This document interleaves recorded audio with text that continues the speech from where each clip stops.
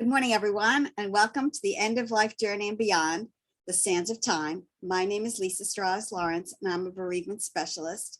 Hi, Susan. Good to see you again. Hi, Lisa. Welcome. And thank you, everyone, for joining us today. I'm Susan Capurso, end-of-life doula, but legacy specialist. Some important work that people need to think about for their future generations. Today, we're talking about an important subject and one that actually we all can learn from and implement these things today. If you were given advice and tips from somebody in the future that told us, don't worry about certain things in life because everything's going to turn out okay. I wish I had that little handbook. I wish I had that life advice book. And that's a little bit about what we're talking about today, the top regrets of people nearing end of life. And listen to these things, implement them into your own world. We listen intently and we pay attention to these tidbits of life wisdom. So why? Just maybe we can learn to do it right a little bit better, right? Yeah, so it's never too late, actually. It's never too late. It's never too late, no matter what age you are. So it's important that we listen to the wisdom of these wise people who are nearing the end of their own life. And if we can only take to heart a few of these pieces, this is raw and a raw emotion, but it's filled with insight.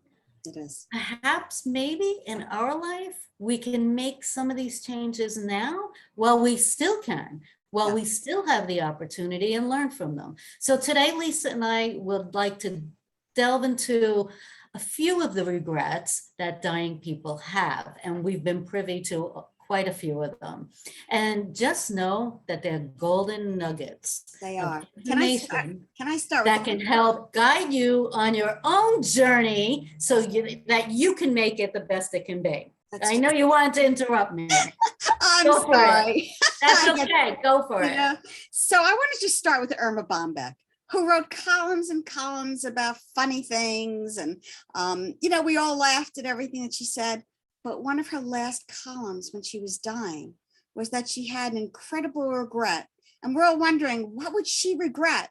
She regretted working so much in the house and making everything look so perfect that it took away time from her family, from her children, from just doing and having fun. And that's an interesting tidbit because I don't worry about that. That's the last thing I worry about. Well, all right. For example, Lisa, I used to worry about that. I used to. And then when my kids came along, something just clicked in me that, hey, that time is flying by so quick. By the time they were 1, they were ready to get on the bus to go to kindergarten and in a blink of an eye. Okay, so because I was seeing that, I made sure to leave the dishes, okay, and to get down on the floor with them and to play with their little guys. I have 2 boys, so they had guys. They had Batmans, they had gargoyles, and Matchbox cars, okay? And just getting on the floor and playing with these things. I know that I did that through their lives, so I don't have that regret, thank goodness. But for people who are busy working people in today's society, right? You don't realize that it will become a regret in the end. That's true. And you can't get time back. You can't get time back. And before we talk about time, because that's huge, one of the biggest mentions of regrets that people have is that they didn't have the courage enough to live their own life. And that I find a little bit sad. And I'm guessing that this would include maybe being afraid of making certain decisions and fear of the unknown, or even it could be, Lisa, lack of confidence in what consequences will come, or even not being able to trust your own abilities and to jump and take a leap in life, right? And I'll add that parents, as loving as they can be, sometimes put their wishes, well, I wish I had done this. So now they put those wishes onto their kids. And the kids don't want to disappoint their parents. So now they follow in their footsteps, even though it wasn't even the right thing to do. So there's a whole nother entity there of not disappointing people. And we all need to realize that everybody needs to live their own life. You know, as parents, we love our kids, but we also need to set them free. And they live their own lives just as we did as well. And it may not be exactly what, you know, our parents wanted or we wanted or whatever, but that's not the case. The case is to make sure that you find your own way and your own path and that we support them. So that's a big thing. I mean, Exactly. yeah. And, but to hear that sentence, think about this. One of the biggest regrets people have is not being courageous enough to live their own life. That can mean so many things, but right away I think of the example of mothers who put their lives on hold, all right, because of their children, because of their families. They want their families to be the best they can be and their children to have everything. So even as far as what you're going to eat for dinner, you really don't like that, but you're making that for your family, so you'll eat it. I mean, it goes down to little decisions, but I'm talking about the big ones. Like, you really wanted to try this and to do this, whether it's a hobby or a class in school or a photography course or a hiking group, and get out there every Saturday morning at 7 o'clock and try some new trails around the island or wherever you live. Anything that you want to do that you don't and put on hold because of your children will become this regret. That's true. That's true. And here's the thing, it's never too late. So there's all kinds of stages in life, and people need to understand that it's not about age. It's not about anything else. It's about you making the decision that this is important enough to do it. That's what it is. Yeah. You know, it's interesting because, you know, people have dreams and all. We always dreamed of owning an RV. And most people buy RVs later on in life.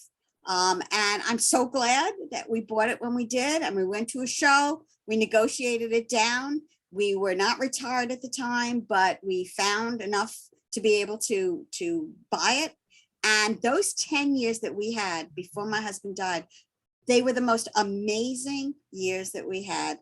Bringing, you know, our kids' friends, traveling across the country, really enjoying RV life.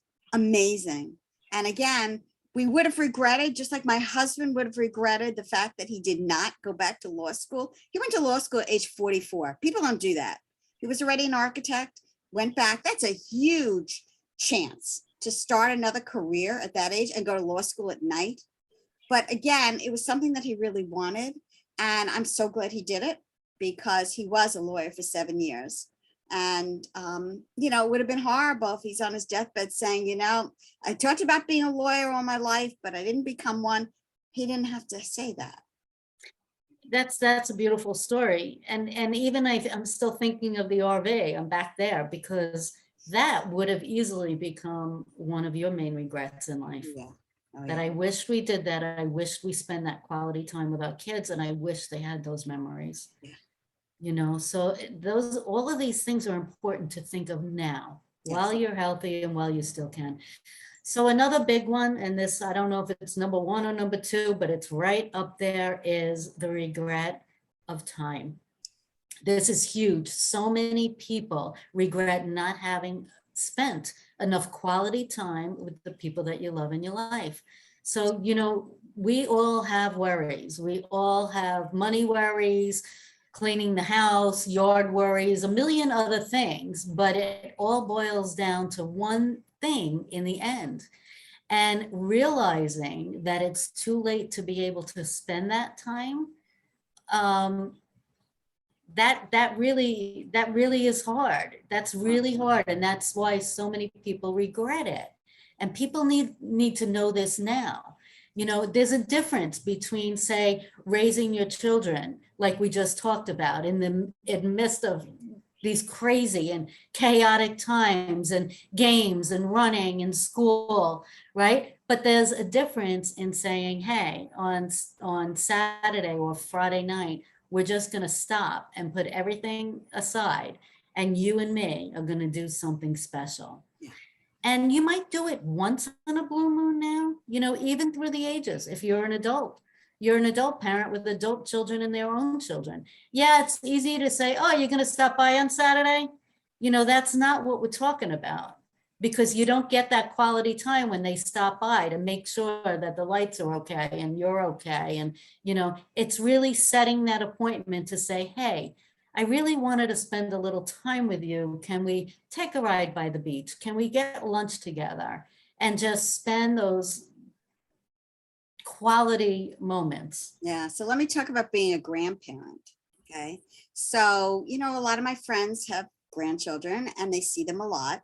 Well, my grandchildren are across the country. They're in California.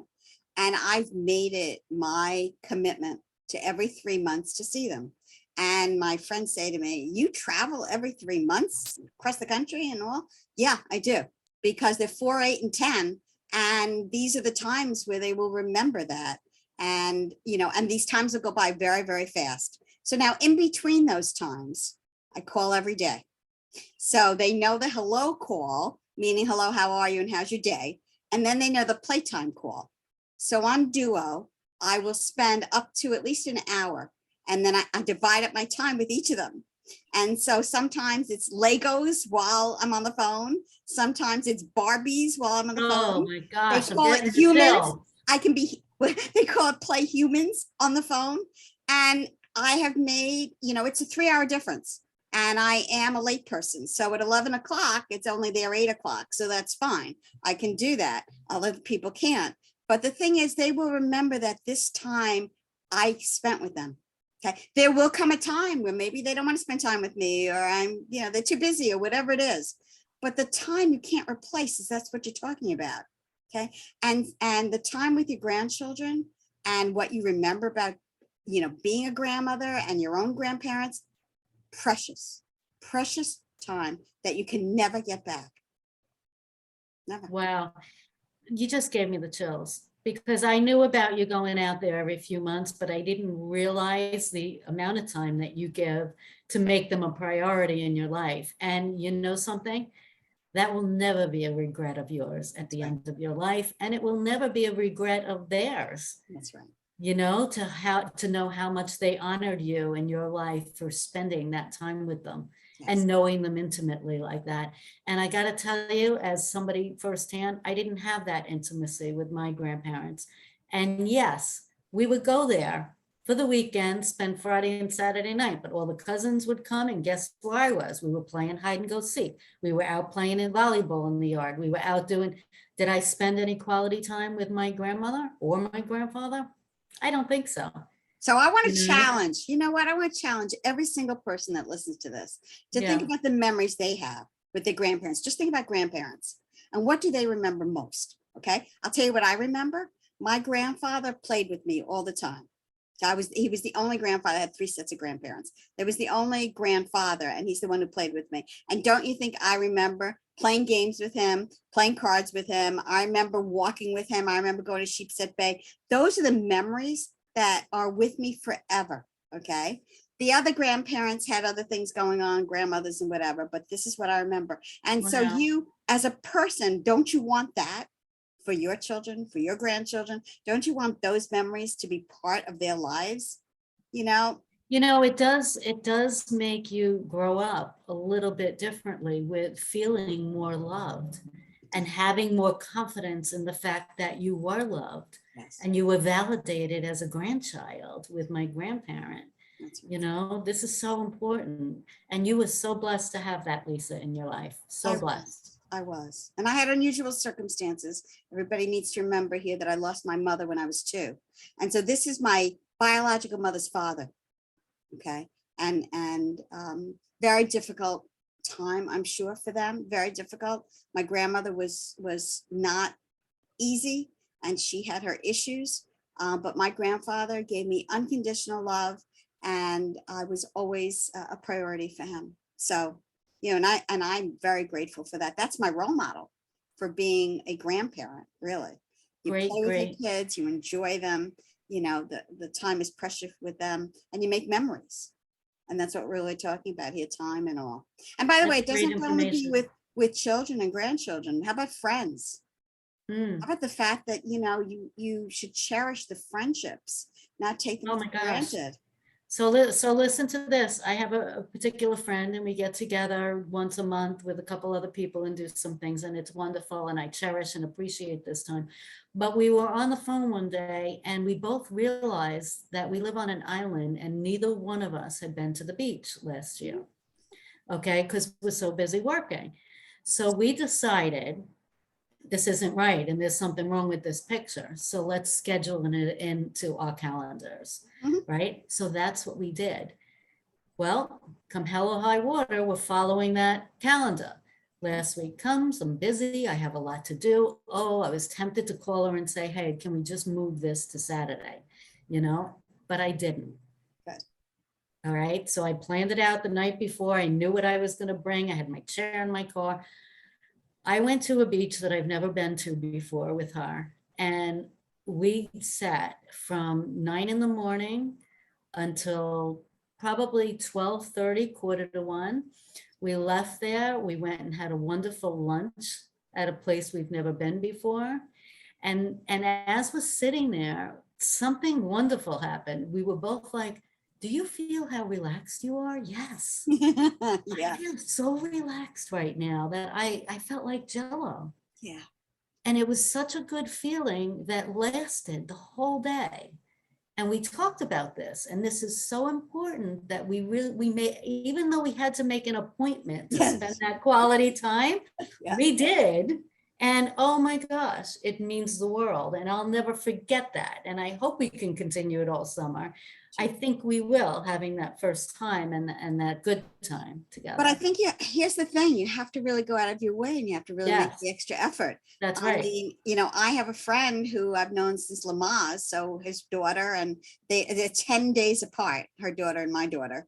And they're not friends anymore, but we've been all these years, and our kids are going to be 37, okay, in the fall. And we make it our business to make sure that we get together at least every 4 months. That's 3 times a year. Schedules are crazy and everything else, and I'd love to see her more. But, and she's on the island here too, but, everybody's busy. But at least something. Because when we get together, we're nonstop talking about everything that's happened in our lives. And you wonder why you don't do this more often. So I didn't think about this regret until right now as we're speaking. But this can be a regret, and maybe a regret for me one day, that there are many people in my lives that we always say to each other, oh my gosh, we love going into the city. We love seeing shows. Let's book a show. Let's go to a show and go to dinner and have the time of our lives. Yes. Now, I've said that to several people in my life. I think, Lisa, we even discussed it once, right? When's the last time I've gone to a show? So I don't follow through, they don't follow through, we don't follow through. Right. And that in itself, you're not doing it on purpose, right? So that can become a regret. And I can easily see how that can become a regret of mine, that we said we wanted to do these things, and why didn't we? Why didn't we have that fun in our lives? And it's all because, what is it, laziness? Is it because we're busy doing other things? I think life gets in the way with people. Of course. And I think that what happens is people just don't make a concerted effort to say, this is a priority and this has to happen. That's it, period. Right. And if you knew that you only had a little bit of time, that might be included in it. Okay. But, hey, I only have, a month left, 2 months left to live. What do I want to do? I mean, every day. Who do I want to spend it with? That's right. And every day should be special, and every day should have meaning to it in some way. So putting off stuff, all you're doing is saying, okay, this is not as important as other things are. And that's easy. You can make a commitment.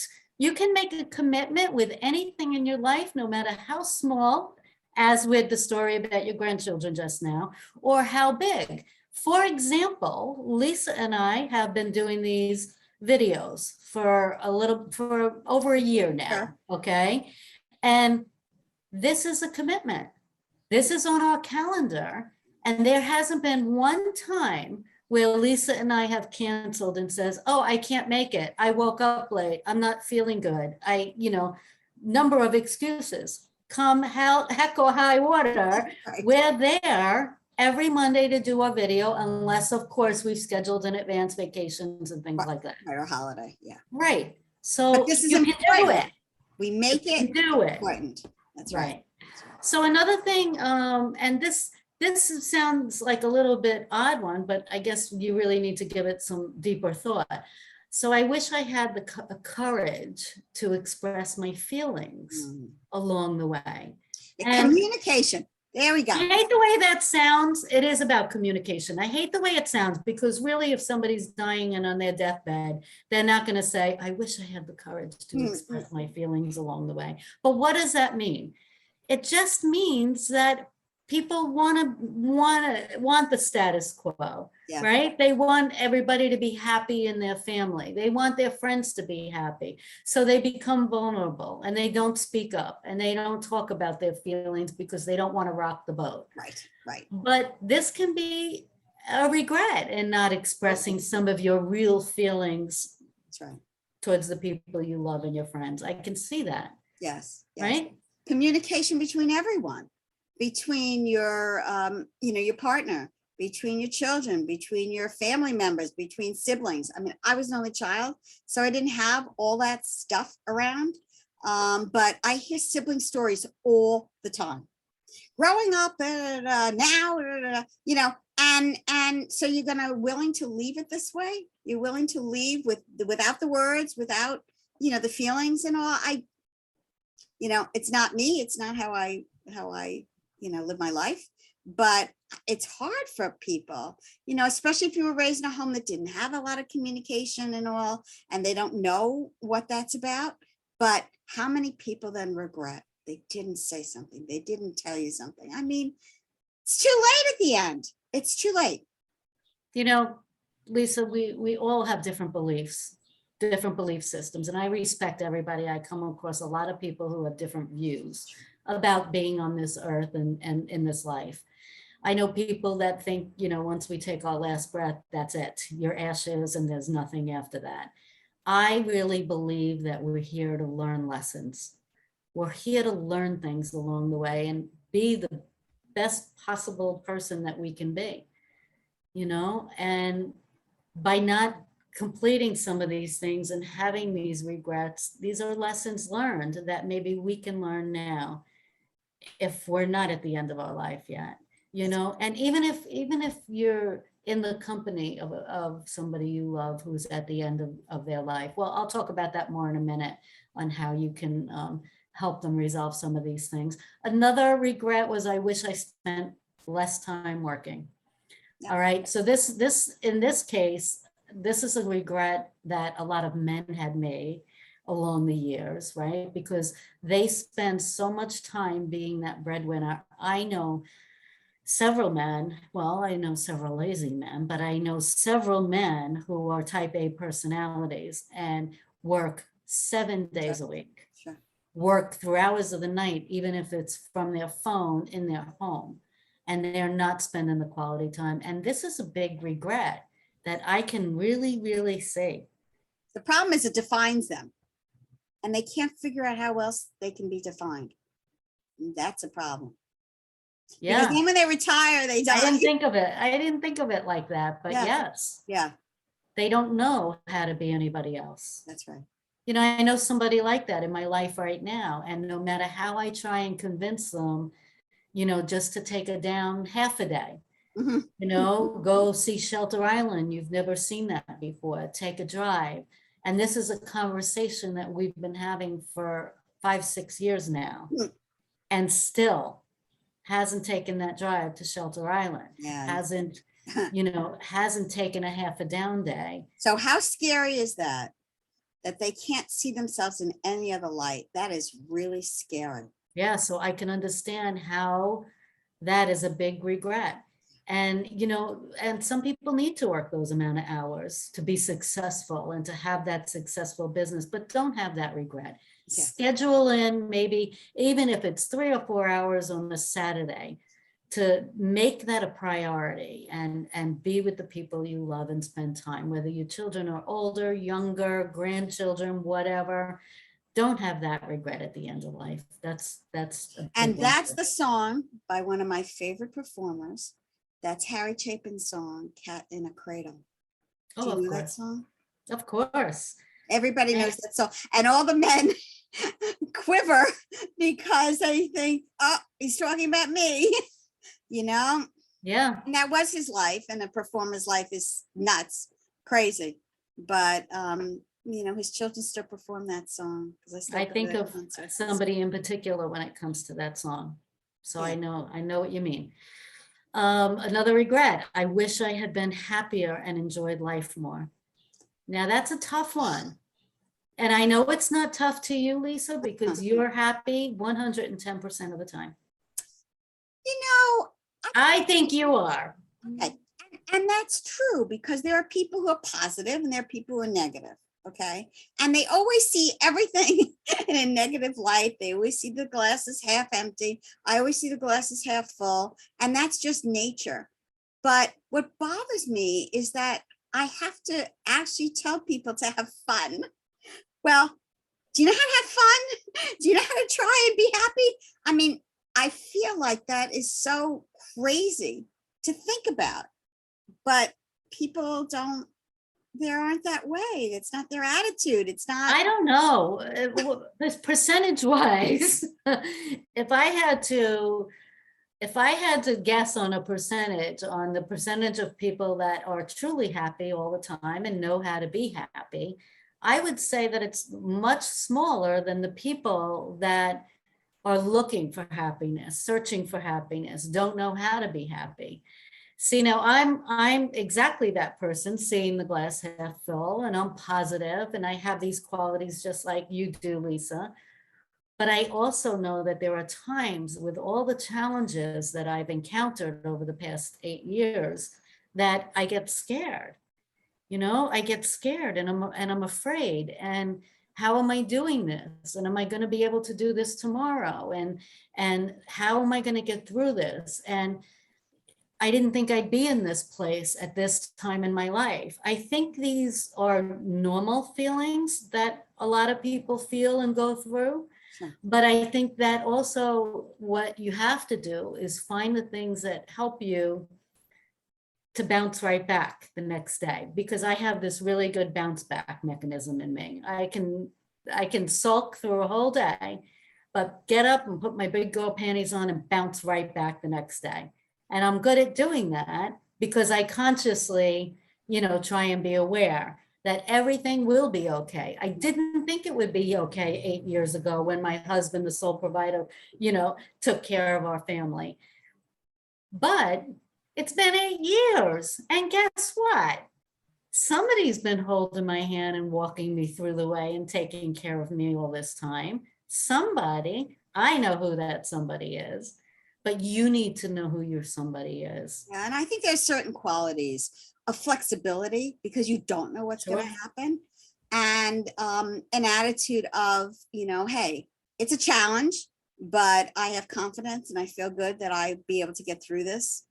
There's a confidence factor here, Yes. There's a belief system in yourself, right. in your life. I tell people about my life and they say, wow, it's unbelievable that you're so positive. I think I'm positive because of it. I think that I learned that life is sacred. Life is precious. That's life right. is something that you can't just count on and guarantee. So you got to make it so that it's every day is meaningful. Every day is important. And that's how I see things because I can't count on tomorrow. I can't. My mother, ran in front of a car and she got killed. My father goes on a vacation and has a heart attack. I mean, and 2 other people have illnesses and die. So I can't count on that on tomorrow. I can only count on what I decide to do with my life today. Each day, each hour. That's just, I love that. You gave me the chills, Lisa. I love that. I love that. And, you have to understand that there can be regret too at the end of your life for so many things, so many little things, right? Things that you might have done, things that you haven't done. Sure. Right? You can regret something as simple as having an argument with somebody 30 years ago, right? Or not taking that particular job in your life. And maybe you were dwelling on it for all these years. Why didn't I do that? Useless things. But it's important. Let's talk about travel. You know, a lot of people say, I Ah. wish I had gone to Europe. I wish I had gone to national parks. I'm not listening. Now, of course, within the past 2 years, travel is a scary thing, and we understand that and we get that. But as things hopefully open up and as things hopefully get better and we get past this scary part in our existence, I feel that travel is, if people like it, I think that travel is a wonderful thing. I backpacked in Europe for 6 weeks between my junior and senior year. I am so glad I did that. That took a lot of courage to go with a girlfriend and just go with a student ID card, with a URL pass. Okay, so yeah, let's move on. I know all about that. And I'm working on that because Travel. all And you I make ever the wanted most. to do was travel, and I still don't. Love it. I Love still it. am not doing it. You But know, we gotta identify the reasons that we may feel regret in our future, or the reasons that somebody in your own life right now is feeling regret towards the end of their life. I mean, you can regret being sad a big time of your life, or being bitter, or for the loss that you've had during your life, or for remorse, or anger, or shame, or the anxiety that you felt through life. There's a whole gamut of feelings and emotions that you're regretting. Why did I carry this with me through 80, 90 years of my life? For what? Now I'm leaving the world, and was that a waste of time? Did I learn that lesson or didn't I? Because I hope I learned it now when I'm about to cross the bridge. So being, comfortable with choices that you made in your careers, settle with that. It's done and it's over. yes, right. So If some things you have disputes, right? You don't want to. What about disputes or making amends with people? That's a big one. And if you can still do it, do it. If you can't, what are some ways that you can help somebody settle with themselves and with these regrets? So maybe talking about them, helping them to come full circle, writing a letter, whether you can send it or not send it, learning the lesson really and coming to terms with it and understanding that it's okay. This was part of my life and part of my journey, and maybe journaling a little bit about it. And if the person can't journal on their own at this point, you can journal for them and ask them questions about it. And what would you have done differently? And help them to find a resolve and come full circle a little bit with this regret. Yeah. And, it's all about moving on. It is. Right? And you can move on, whether it's now, later, or at the end of your life. You could still move on. And sometimes that's all you can do. And find that peace in your heart and your soul that it's okay. That it's okay that this was never resolved. Sometimes you just need to surrender in it, right? That's true. That's true. Yeah. So one of the things that we're saying is not to wait. Not to wait until you have some diagnosis, not to wait until something horrible happens, because that's what people do, That's like human nature. Okay, well, maybe when something, or maybe, in a few years, you don't know. Nobody knows. And if I could wake everybody up and say to them, this is your life now. I say all the time, this is not a dress rehearsal. And here we are in today. And that's all we can really count on right now, is where we are right now. We don't know. I have so many friends going through all kinds of things right now. And I'm just sitting here knowing that anything can happen to us, to anybody around me. And so I'm just going to try and make the most out of every day and continue to live life to the fullest. And that's my philosophy. And you made me think of something here, Lisa, and I want to kind of end with this before we go. Mm-hmm. So, my husband, I mentioned a few times, he was a big guy, 6'8", almost 300 pounds, but tall and big and muscular, and a big presence in the world, a big light, and everybody loved him. And he knew whole communities and people that I never even knew. I got to meet them at his funeral because they came. But I didn't even know a lot of the people in his life. But one thing that bothered me, we were married 25 years before he passed. And one thing that always bothered me through the years was he wasn't a big saver. Okay, because as the money came in, and he made it good income during our life, we had our own business. And as the money came in, just as quickly, Would go it out. would go out. And I'm not talking about bills. I'm talking about the next football game with the kids, the next baseball game, booking Disney again, even though we just went 4 months ago. Doing things and traveling and camping and his RV and making sure the NASCAR site was booked in the middle of the field for the Poconos next year because he was already planning on the menu. And he just went to the last one 2 months ago. So this kind of frustrated me along the years. It really did, because I felt like I'm a saver. Okay. And I wanted to save for my future and old age and for a rainy day. And he would always tell me, I cannot worry about that. Wow. Okay. Life is short. There may not be no tomorrow. I don't even want to live till I'm 80. I don't never want to be on a machine. I never want to be in a wheelchair. I never want to be on a walker. I'm doing things now the way I want to do it. And I'll have the fun I want to spend with my kids now. Good for him. So part of me felt, okay, I kind of like that attitude, because tomorrow is never Promised. right. I mean, we could walk out in front of a car like Yep, your mom, we can. right? However, then he passed. And guess what? Now you struggle. I couldn't be more happier Okay. with the day that he did, the ways that he did That he things. lived. Okay. I couldn't. Because guess what? His kids knew him.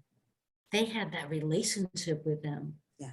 We have videos of him driving this big giant guy on one of these little coolers that were a scooter all around the Poconos, and that the news picked him up and interviewed the whole family, because he was the only one who camped in the center of the Poconos field that put up a pool every year and filled it with bubbles. Really? So he did these things, and my kids have these memories. And guess what? More importantly than leaving me a bank account, they have this. And this is what's more important. Nice. This is what's more important, the time spent. So it's nuts as it made me, and I didn't feel like it was right. It was right for him. Who knew that he would get the flu at 52 years old and never be here to see their grandchildren or anything else? Yep. So I'm grateful for that. I'm so grateful for that. And so are my children. That's wonderful. Yeah. The way it should be. So Lisa, let's talk about some of the things that you do on your off time. So I love to do workshops, and I am a bereavement specialist. I understand that everyone has their own journey. My goal is to help people celebrate the lives we've lost, keep them in our hearts forever, and hopefully move forward with our lives as another chapter. So I love doing that. I do have 2 books, and they both support pancreatic cancer research and hopefully an eventual cure. And they support the Les Garten Foundation. So that's what I do in my spare time. And I know you do a bunch of things too. Excellent, Lisa. Yes, I do a bunch of things in my spare time. I also have 3 books that I've published. Everything's available on eastenddoulacare.com or susancapurso.com, which I just found out points right to my website as well. But the 2 things that I'm focusing on right now is the legacy book project that I do. So I just get together for 4 weeks with a client, could be 10 to 12 hours worth of history, treasure, gold nuggets of information and wisdom that you leave for your future generations. I started doing this with terminally ill clients. I do it mostly with baby boomers and seniors right now. However, I've just worked with a client who had young children, and the book turned into something even more profound than I ever thought possible. It's a book filled with advice and tidbits and life wisdom, guidance and support for their kids as they grow older and have children of their own through every stage of their lives. It had to be the most beautiful project that I ever did. And we just finished, and I got to tell you, that lights my world, Lisa, lights my world to be able to help somebody to do a project like this. And I've been doing the family grief ceremonies, and that is a 2-hour gathering. We get together in the safe space of your own home, invite your most intimate family members, around up to a dozen people, preferably. And I go through a series of 12 tools and rituals that are interactive with everybody there to help them begin the foundation of healing after the loss of a loved one together as a unit versus by yourself and alone in the world, which most families end up doing, most individuals do. And then we have the healing garden. I want to mention that because I gave that beautiful garden bowl of stones, Long Island stones, to a girlfriend who had lost her brother tragically and suddenly. And it meant a lot to her. And she's been using the stones and meditating on them and all. So, and you have a few of those, right? Thank you, Lisa. Yeah, so I call it a therapeutic tool because it's really a tool to meditate and reflect and review its message, 5 minutes in the morning and 5 minutes at night. And there are directions on each bowl, and they're for different themes now. One's for grieving, if you have a friend who's grieving. One's for a friend who has a cancer diagnosis. Another one is for pet loss. That's very big right now today. And the other one is for the caregiver. Right? Very important, because who cares for the caregiver? And I love the messages on these rocks because it really helps them to feel valued and appreciated.